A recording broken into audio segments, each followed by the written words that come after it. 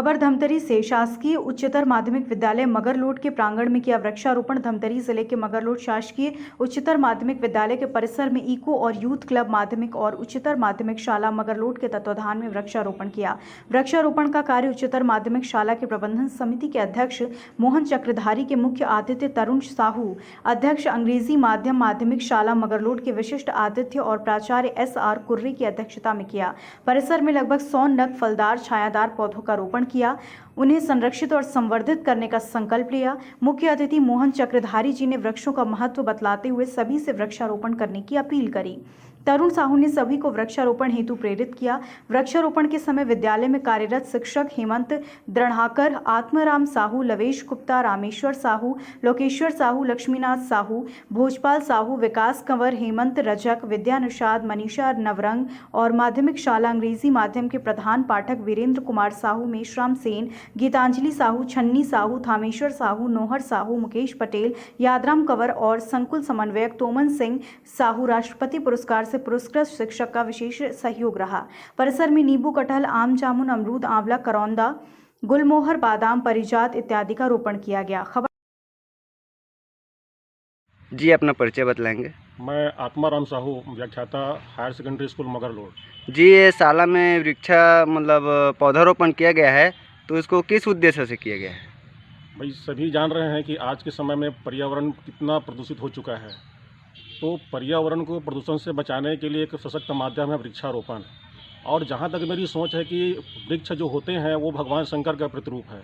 जैसे भगवान शंकर ने जो समुद्र मंथन के बाद जो विष निकला था उसका पान करके दुनिया को बचाया, वैसे ही वृक्ष दुनिया में फैलने वाले जो प्रदूषण है, जैसे आज हवा जो है प्रदूषित है, जल प्रदूषित है, तो इन सभी का जो प्रदूषण का जो कारक है उनको अवशोषित करके एक प्रकार से पान कर रहे हैं भगवान शंकर जैसे, और हम सबको शुद्ध हवा दे करके हम सबको इस दुनिया में जीने के लिए लायक बना रहे हैं। तो ये पौधारोपण किए तो इससे क्या प्रभाव पड़ेगा लोगों में? जी, जागरूकता आएगी। जब हमारे बच्चे स्कूल में आकर देखेंगे कि हमारा खुद का एक छोटा सा बगीचा है जिसको हम जंगल का स्वरूप भी कह सकते हैं, तो बच्चे जानेंगे कि वास्तव में हमारे जीवन में वृक्ष का क्या महत्व है। और इस दुनिया में अगर जीना है तो जैसे जल है तो कल है कहते हैं, वैसे हम तो ये भी कहेंगे कि वृक्ष है तो कल है। जी जी, ठीक महोदय जी, धन्यवाद। कुमार साहू, प्रधान पाठक अंग्रेजी माध्यम माध्यमिक शाला मगरलोड से। जी, आप यहाँ पे पौधे रोपे हैं जो स्कूल के प्रांगण में, उसके बारे में जानकारी देंगे? हाँ, ये क्या है कि यूथ क्लब और यूथ म्यूजिको क्लब जो संचालित है विद्यालय में, उसके तत्वाधान में वृक्षारोपण किया गया है विद्यालय परिसर में। और इसके लिए हमारे विशेष सहयोगी के रूप में हमारे जो समिति, शाला प्रबंधन समिति उच्चतर माध्यमिक शाला मगरलोड के जो अध्यक्ष महोदय हैं आदरणीय मोहन चक्रधारी जी के नेतृत्व में सब हुआ है।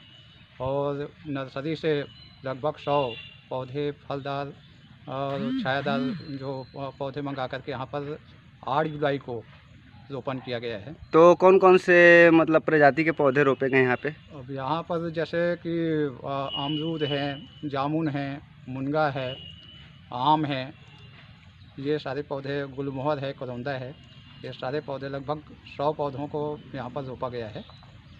और कोशिश ये की जा रही है कि तार घेरा करके इन पौधों को केवल रोपना नहीं है बल्कि संरक्षित करना है, ताकि इसका उपयोग विद्यालय के मध्याह्न भोजन में भी फलदार पौधों का उपयोग हो सके। और जो छायादार है वो तो बच्चों के लिए उपयोगी है ही।